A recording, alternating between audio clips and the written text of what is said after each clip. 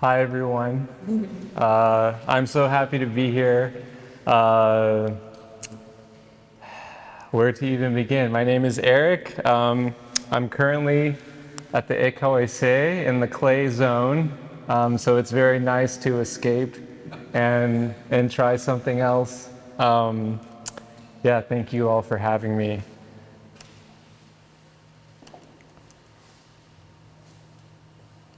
Hey, what's going on here? Okay. This is a picture of me walking my dog. This is where I live. I live in Los Angeles, not so far from the beach.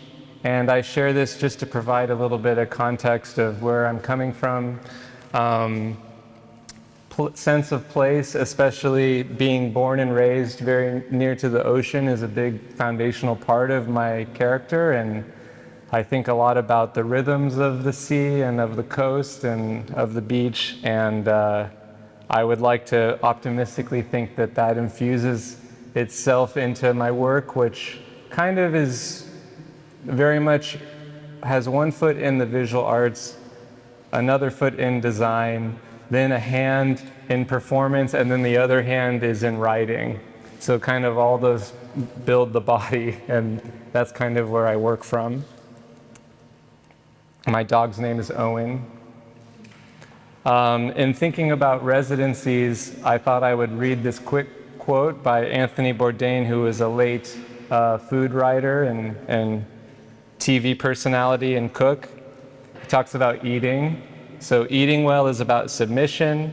It's about giving up all vestiges of control, about entrusting your fate entirely to someone else.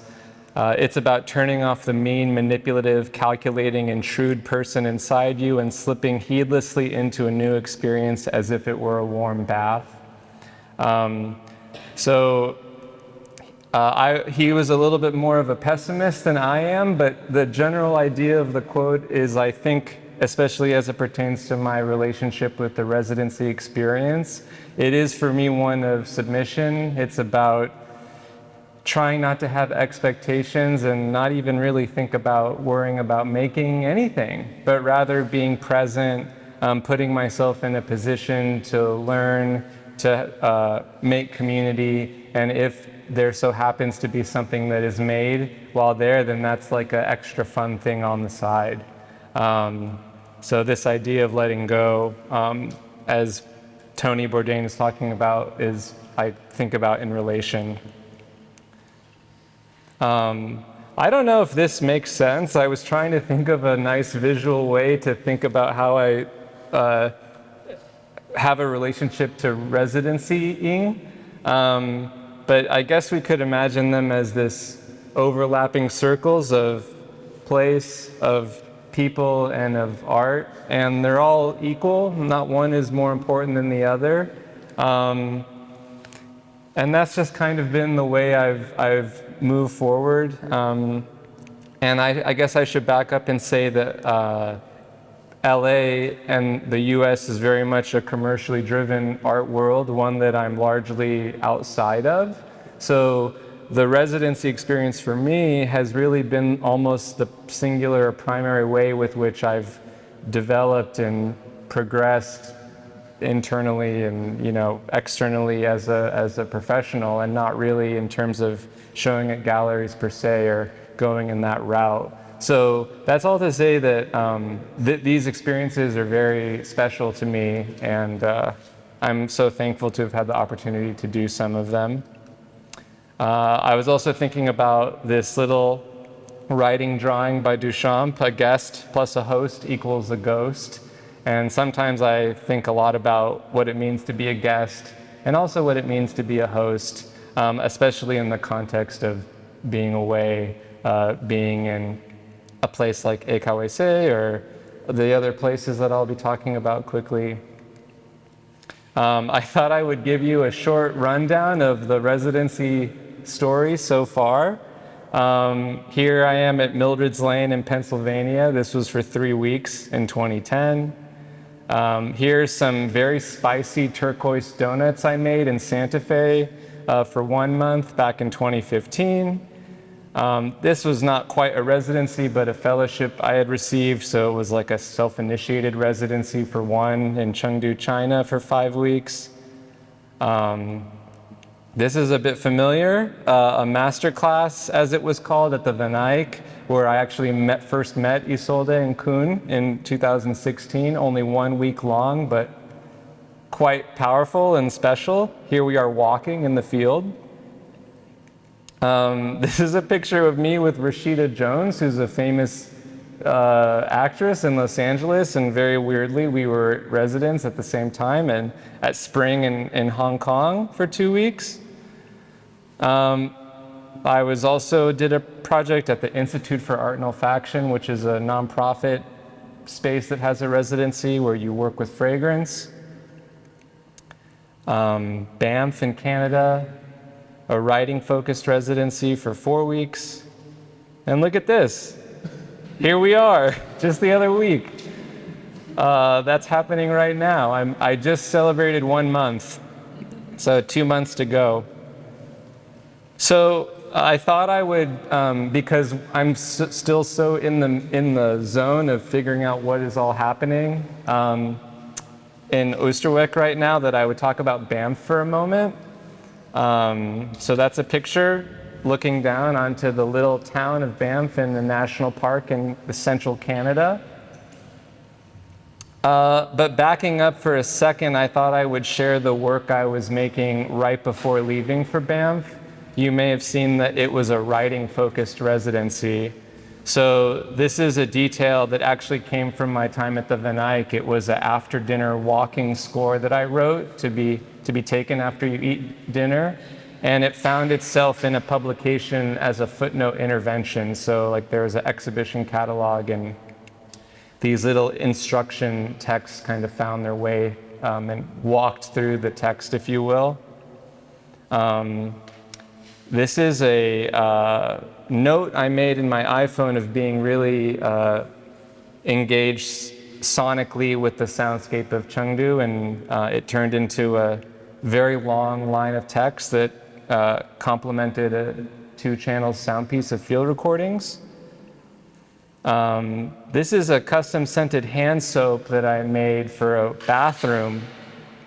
And on the back of the bottle was a pseudo-fictional short story of someone whose body begins to disintegrate. And this is a list poem of pressures, kind of body pressures, or pressures in a general sense that kind of ran from floor to ceiling in a gallery. So Banff, back to that. We were thinking about critical art writing, which is just a fancy way of thinking about the relationship between writing and art, be it if one is an art writer or an artist who writes. So myself being the latter. And here we all are as a tiny crew. You can see on the right the little campus of Banff, a very utopian kind of bubble of a place. I'm sure some of you may be familiar with this program. It's very special and very like in its own little zone. So at any time, and of course this was pre-COVID, there are visual artists, there are writers, there are performers, there are musicians, sometimes there are scientists and people in that kind of field. And they're all doing their own thing at different times on different rhythms, but there's lots of intermingling by chance or by meeting at the restaurant or bar. It's a very weird and unique place. And I'm not going to read this just for the sake of time, but the short, I'll talk about that as we look at this really crazy boat that's hovering above ground. That's a studio. It was not one of our studios, but more of like a fancy version of residents that come for 3 months. Our program was only 4 weeks. So anyway, sorry. So to sum up that last image that you saw of the text, it was just simply a way to explore writing in very practical and or very poetic ways. So we had a facilitator named Andrew Berardini, who's an art writer in LA, coincidentally, so we were both coming from the same city. And you know, we just, we workshopped our own projects, we did a lot of reading, and we did a lot of not doing anything. And it was very nice, and we've made a special community. And it was very much just about a loose embrace and exploration of what it could mean to involve a practice of writing in your work. This is Jim, who is our tour guide, and he's pointing at the crazy landscape. And then, like I was saying, this is a studio that just so happens to be inside a boat that's hovering above the ground. This was our studio, so not the boat, just a shared office, nothing magical. There is, of course, something called the BAIR, B-A-I-R, which is the more traditional artist residency program, which a visual artist would apply for, and they have their own very magical studios, not like an office room essentially, but this was more than enough for us to use to work together, to work on our own. And then you can see on the right a little yurt at the base of this majestic mountain where we would sometimes have classes. It was very cold, it was late fall, just turning into winter, and 2 weeks in we had, you know, like this much amount of snow on the ground. It was the early snow in the season, so that was quite intense but magical.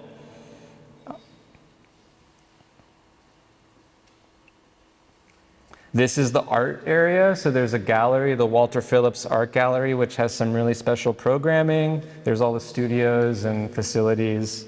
And yeah, like I said, really the 4 weeks were simply a rather organic rhythm of meeting when we felt like we wanted to meet, or we wouldn't, and we would just go on a hike or walk around, or sneak into a studio and do like an art kind of thing, even though we weren't technically supposed to. And it was quite special, and yeah, the friendship that developed between the 9 of us was quite nice, and that kind of became a real focal point for us all, almost more than the work itself. It's just quite an insane landscape too, thinking of this idea of place, people, art. So it was difficult not to be very seduced by, or curious, or enthralled, or bewildered even by the natural surroundings.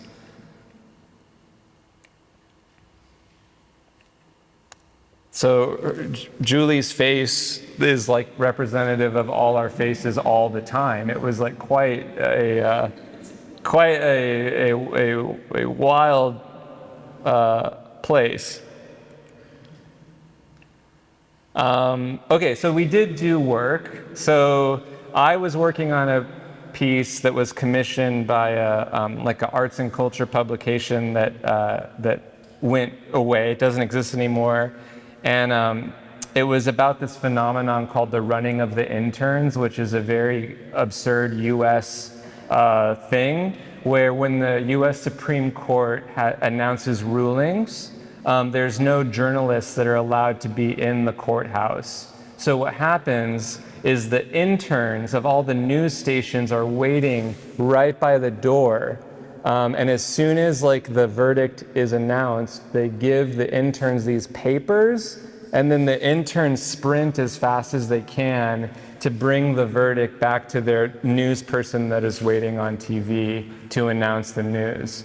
It's quite absurd and very theatrical. So I wrote an instructional text kind of writing to the intern. It was kind of a weird motivational, but also it was just a very odd piece. I'm not going to read any of it, but that's what I was working on.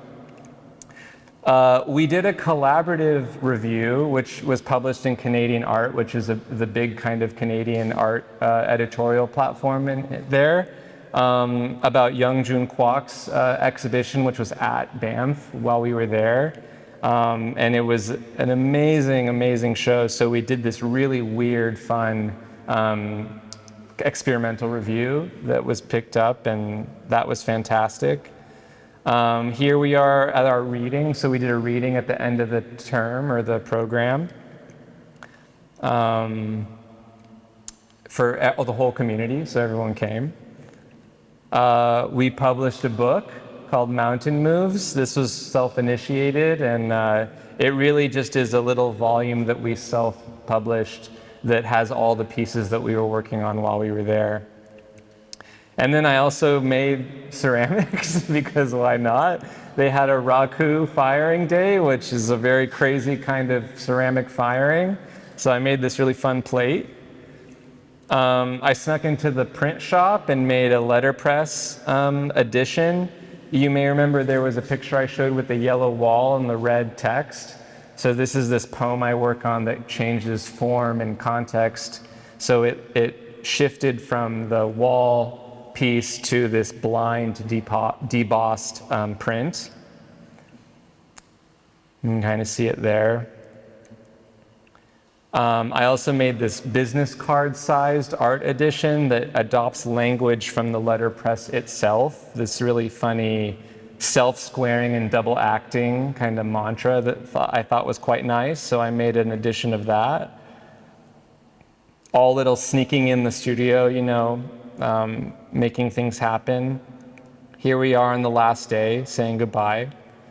And then I have like a little under 5 minutes left. I thought I would quickly talk about the work that came in the wake. There's the third version of the poem. So first was the yellow and the red, the blind letterpress, and now this billboard-y sized list poem in handwriting. So really, for me, thinking about text and language possibility as it lives on or off the page, and especially with my own interest thinking about a language for the body and language about embodiment. I won't read any of this, but this is a recent project of an audio tour of a historic modern house in Los Angeles where I was invited to create an audio tour. So it involves descriptive writing that references archival photographs of this house. So this is a haiku that I wrote to describe 2 cabana chairs. This is my website for my writing identity, and this is just to share that the writing spirit was greatly emboldened and in a very flexible, joyous way. So there was lots of fun projects that came from there. These are some tiled doormats that relate to my time at the EKWC. And you can see in the background there these poems that come from a project of collecting visual representations of the sun, and then using a style of writing called alt text, which is an accessibility practice to provide a text-based description of an image, usually for the vision impaired. A collaborator has written a lot about alt text as a creative kind of composition, so I've been adopting that style of writing to do many things, but especially these series of poems, which all relate back to images that I'm collecting. So you can kind of see, that's the soft brush cloud hugger. That's the bus mascot. That's the palmed kitchen peach. And that's the window singer sidekick. You can kind of faintly see the sun on the window. This was taken during like early COVID. And then these sculptured doormats have text that wraps around the edge of the perimeter. And these are a series of poems about rest and observational things. And when the sculptures live together, there's kind of a new poem that's created. So they were kind of composed to be modular, like tiles themselves. And then you can kind of see in the book, you can kind of rewrite the poem that documents the way that they were installed. So I don't know if that quite makes sense, but you can see on the image, the words that would wrap around that larger orientation is how this would read as a new poem. Here I am now in my studio, down the train track. So you can see on the right are more suns I'm collecting. I'm doing a series of poems in Dutch, hopefully. There's more tiles I'm making and some other fun things. And for those of you familiar, the Ekawese is almost very opposite from all of what I've just shared, in that it's very out of my comfort zone, where there's such a focus on work, work, work. And I think about this poem by Aram Saroyan, who's one of my favorite minimal poets. This feels very apt to describe my time thus far, and it's a very uncomfortable but joyous time that I'm struggling with in the best way, to have the pressure to make when often that's, I wouldn't even call that a priority. So, you know, I'm trying, and it's been really fascinating, and yeah, look forward to checking in with you all. But thank you for your time. Well, thank you all for listening.